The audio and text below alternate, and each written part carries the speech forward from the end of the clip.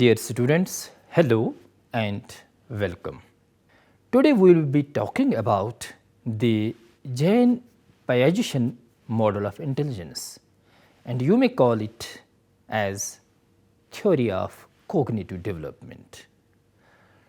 After going through this lecture, you will be able to understand the concept of cognitive development as explained by Jain Piaget, to understand the basic theoretical notions or process of cognitive development, to know the sensory motor and pre-operational stages of development, to know about the concrete and formal operational stages of cognitive development, and to know the educational implications of the theory. Students, Jain Piaget, the Swiss psychologist, did a landmark work in the area of intellectual development. In fact, one of the most widely known perspectives about cognitive development is the cognitive stage theory of Jain Piaget. Piaget studied how children and youth gradually become able to think logically and scientifically. To understand cognitive development in its proper perspective, he worked for over 50 years observing and studying children and their behaviors. His studies of human cognitive development help us to understand how children perceive the world around them. According to his views, intelligence refers to the ability to adjust, adapt and deal efficiently with one's environment. He asserts that intelligence changes and develops as the organism matures biologically and as it gains from experiences. So, according to him, intelligence may be regarded to represent all those dynamic traits which help an individual to create optimal conditions for his survival or adjustment under existing circumstances. This central to Piagetian theory is the assumption known as constructivism. For Piaget, it means that children are active thinkers who are constantly trying to construct a more accurate or advanced understanding of the world around them. Terming it differently, from this perspective, children construct their knowledge of the world by interacting with it. It may be noted here that Jain Piaget concentrated only on the developmental aspect of intelligence. His prior interest was in the existence and development of cognition. He called intelligence as an event of biological adjustment and classified adjustment in two subcategories of assimilation and accommodation. Students, now let us understand the basic concepts of cognitive development process. First, it is schemas. Schemas refer to cognitive structures responsible for holding knowledge and organizing it. Schemas help in performing a particular type of cognitive behaviors. Every individual possesses his own pattern of behavior to deal with objects, individuals and situations of life. These are called schemas. When individual performs some physical activity, it refers to behavioral schema. When he or she solves a problem from academic side, the schema is a cognitive schema. Assimilation. Assimilation refers to incorporating something from the environmental circumstances. Here, New ideas, concepts and stimuli are taken in and incorporated into one's existing set of schemas. Assimilation consists of one's adjusting new information in the existing schema in his mental makeup. Take an example of a child who is confronted with a new object.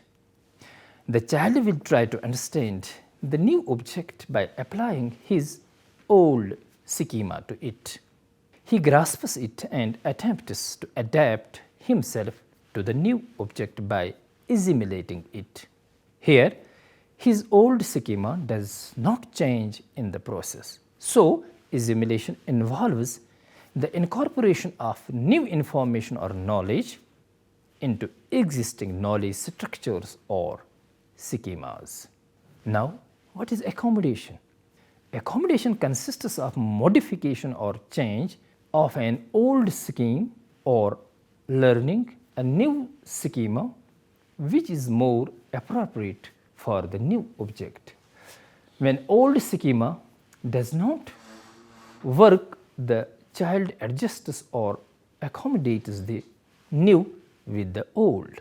Take an example of a baby who has already got a schema of sucking behavior.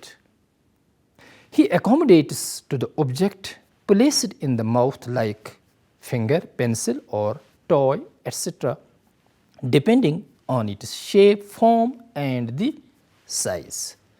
In this way, the child develops a new schema or modified one. In fact, the baby forms a new schema when he modifies or changes his old perception to suit the new. So, accommodation involves modification in existing knowledge structures as a result of exposure to new information or experiences. For Jean Piaget, it is the tension between these two processes, that is assimilation and accommodation, that encourages cognitive development. Children constantly try to make better and accurate sense out of the complex world around them. Then there is equilibration. Piaget is of the opinion that the process of assimilation and accommodation helps the organism to adjust and maintain an optimal and harmonious relationship between himself and his environmental circumstances. This adjustment mechanism has been called as equilibration by Jean Piaget. It refers to an innate tendency or continuous drive on the part of the organism to organize its experiences through the processes of assimilation and accommodation. It helps him to obtain optimal adaptation to the changing demands of its environment. It is the need of seeking optimal adaptation that makes an individual to reorganize his cognitive structure. Now students, let us go through the stages of Jean Piaget's theory of cognitive development. Students, Jean Piaget asserted that cognition develops through the distinct stages from birth through the end of adolescence. The stages of cognitive development are related in the sense that they represent forms of adaptation, but these forms are qualitatively different. The stages are sequential, means they always happen in the same order and no stage is ever skipped. Now the first stage, it is the period of sensory motor adaptation stage. Sensory motor stage ranges from birth to 2 years of age. Piaget calls this the sensory motor stage because he strongly believes that the early manifestations of intelligence appear from sensory perceptions and motor activities. This stage depends predominantly on sensory and body motor experiences, The infant is dependent on his body for self-expression and communication. This stage is characterized as absence of language and limited to direct sensory or and motor interactions with the environment. In this stage, infants are found busy discovering relationships between their bodies and environment. Research is witness to the fact that infants have relatively well developed sensory abilities and hence the child depends on seeing, touching, sucking, feeling and using their senses to learn things about themselves and the environment. It is during this period that a child learns how to modify reflexes to make them more adaptive, to coordinate actions, to retrieve hidden objects and to begin representing information mentally. An important discovery during the later part of the sensory motor stage is the concept of object permanence, which refers to the awareness that an object continues to exist even when it is not in view. In fact, object permanence is a major achievement of sensory motor development. Now, what is pre-operational stage of cognitive development? Students, the second stage pre-operational period ranges from 2 to 7 years of age. Jean Piaget calls this stage as pre-operational or pre-logical. It is because the operations of logical thinking are not yet fully developed. The term refers to Piaget's view that at this stage, children don't show much ability to use logic and mental operations. During pre-operational period, development proceeds from sensory motor representations to pre-logical thought and solutions to problems. Although the thought processes of pre-operational children are more advanced than preceding stage, but these children are still immature in several respects. During this period, language develops and begins to reflect the child's cognitive abilities. Children can use mental symbols, but their thinking remains illogical, fragmentary, and tied to specific contexts. Thinking in the pre-operational period is characterized by egocentrism, animism, and realism. Egocentrism refers to the inability of child to look at a problem from the point of view of others. The child thinks that everyone thinks the same way he does and that whatever he does is right. Animism refers to the belief of a child that things are alive because they move. Realism in thinking refers to the tendency of the child to think of even imaginary and dreamlike states as real as their everyday life. However, it needs to be noted here that pre-logical thought in terms of egocentrism, animism, and realism gradually disappears as the child reaches the next stage. The child of pre-operational stage also seems to lack understanding of relational terms such as lighter, larger, softer, etc. In addition to it, they lack seriation. Seriation refers to the ability to arrange objects in order along some dimensions. Children also don't understand conservation, which refers to the understanding that certain physical attributes of an object remains unchanged even though the outward appearance of the object is altered.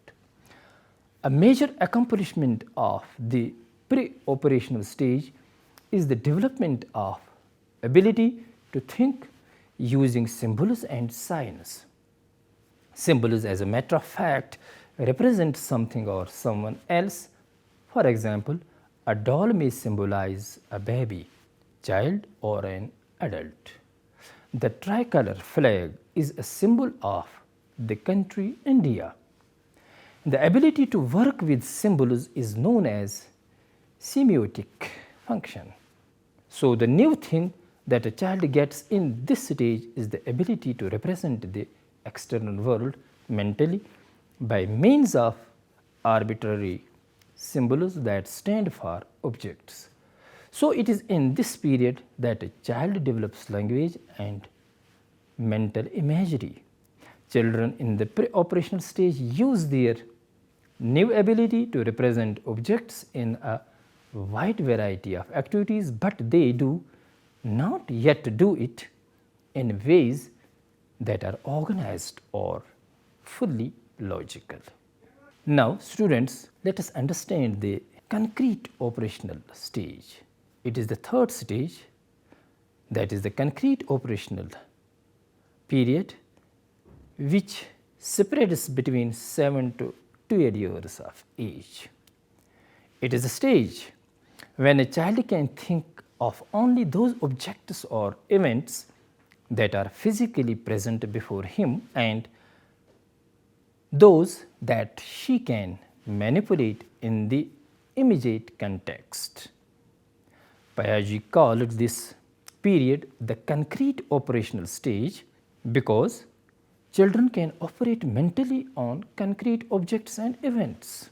A child at this stage of development is not able to reason about hypothetical abstract concepts. Although the child begins to reason logically and organize thoughts coherently, but he can only think about actual physical objects. He cannot handle abstract reasoning. Concrete operational thinking differs from pre-operational thinking in many ways. One difference is called as reversibility, which refers to the ability to think about the steps of a process in any order. Conservation is another ability that children attain during this stage. The conservation skills enable him to reorganize that things that may appear to be different are actually the same. The other new feature of thinking that develops during the concrete operational stage is the child's ability to decenter, which refers to focusing on more than one feature of a problem at a time.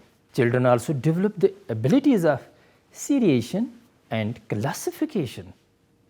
The period is also characterized by a loss of egocentric thinking. This stage of cognitive development is also characterized by the child's ability to coordinate two dimensions of an object simultaneously, arrange structures in sequence, and transpose differences between items in a series. Now, the child has the ability to master most types of conservation experiments and begins to understand reversibility too. In nutshell, children develop the abilities of rational thinking, but their thinking is restricted to concrete objects only. In fact, they are not yet able to operate or think systematically about representations of objects or events. Now, students, the formal operational stage that begins at approximately 11 to 12 years of age and continues throughout adulthood. Thus, the fourth and final stage, formal operational stage in Piaget's theory, which ranges from 12 years to 18 years, is characterized by the emergence of logical thinking and reasoning. It is a stage when children develop the capacity of abstract thinking. Children do acquire the abilities to understand the meaning of abstract concepts such as democracy, justice, freedom, etc. during this period. Terming it differently, the child becomes able to reason not only about tangible objects and events, but also about hypothetical or abstract ones. He acquires the ability to formulate hypotheses and systematically test them to arrive at an answer to a problem.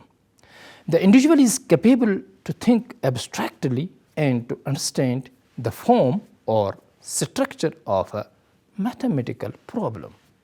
In fact, it is during this period that the thought process of the child becomes systematic, consistent, and reasonably well integrated.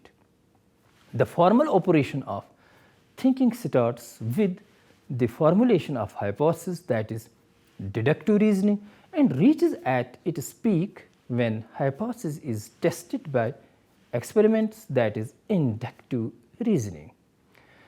It is at this stage that the boy can manipulate any abstract idea in his own way and form new idea entirely different from the old one. Thus, the development of formal operation capacity enables an adolescent to transfer understanding from one situation to another and to evaluate the results on the basis of its pros and cons. It is apt to mention here that the physical, that is the concrete objects, are not required for thinking during this period. The thought process is completely of abstract nature here. Now students, let us understand the educational implications of Jain-Piagetian model of intelligence. Jain-Piagetian theory highlights the need for child-centered education. It has emphasized on educating the need for tailoring the education of a child according to the level of functioning of his cognitive structure. In fact, the contribution of Piagetian's theory is its emphasis on the individualization of education. It has stressed that the educational experiences must be built around the learner's cognitive structure. Since individual differences exist there, we have to think in terms of tailoring the educational material according to each child's cognitive structure. So, it is necessary for the teacher to know the level of functioning of each student's cognitive structure, and then plan for his further learning and intellectual development accordingly. The teacher must provide suitable, appropriate, and challenging learning experiences to enable the child to acquire new experiences and develop his cognitive abilities. Knowledge of the cognitive stages of growth of a child does help the teacher in organizing richer learning experiences for his optimal growth.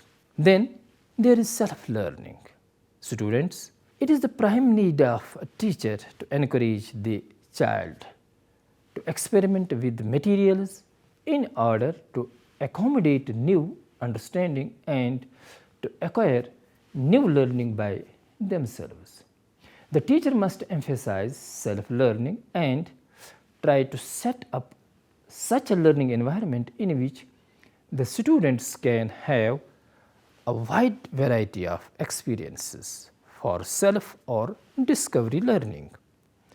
In fact, the child is learning by himself and discovers things by himself very actively. Infants explore the world and imbibe richer and appropriate experiences out of it. Hence, knowledge should not be imposed.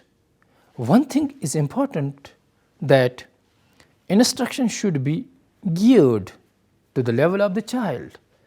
As the level of the child changes at each stage of his cognitive development, the level of instruction should also change. Now, we need to provide appropriate and stimulating environment for our children. Since Piagetian theory considers both physical and social experiences as quite essential for a child's intellectual development, it has placed an important responsibility on parents and teachers to arrange for the most appropriate sound and stimulating environment for the optimal growth of their children. According to the views of Jean Piaget, social interactions have a great educational value for the children. So, positive social actions should be encouraged in and outside the classrooms. His theory emphasizes the organization of optimal conditions for an individual's learning and development in the light of the processes of assimilation, accommodation and equilibration. Then we need curriculum planning.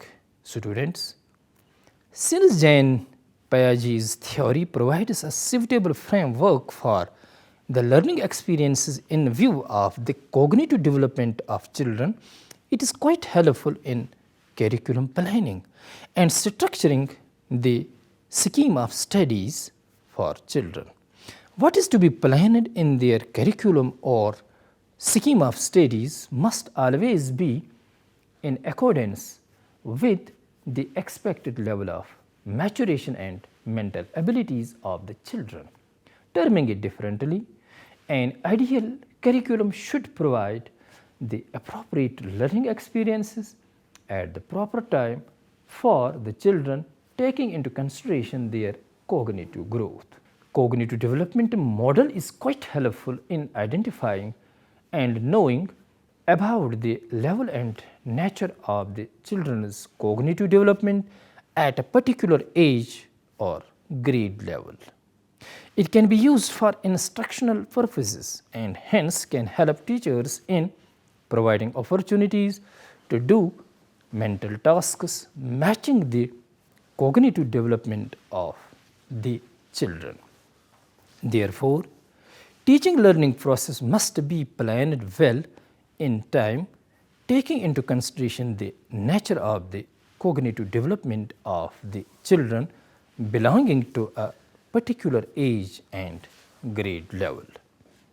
Dear students, to sum up, we may say that Jean Piaget's theory of cognitive development is a stage theory which suggests that all human beings move through orderly, sequential stages. The theory asserts that human intellect is constructed over time and the individual experiences progressively more complex interactions with the environment. Piaget argued that children actively construct their own understanding through the process of assimilation and accommodation. The cognitive development, as a matter of fact, takes place through 4 irreversible stages, and a distinct pattern of thinking emerges during each stage. In the opinion of Piaget, the concept of object permanence and ability to reverse actions emerge during sensory motor stage.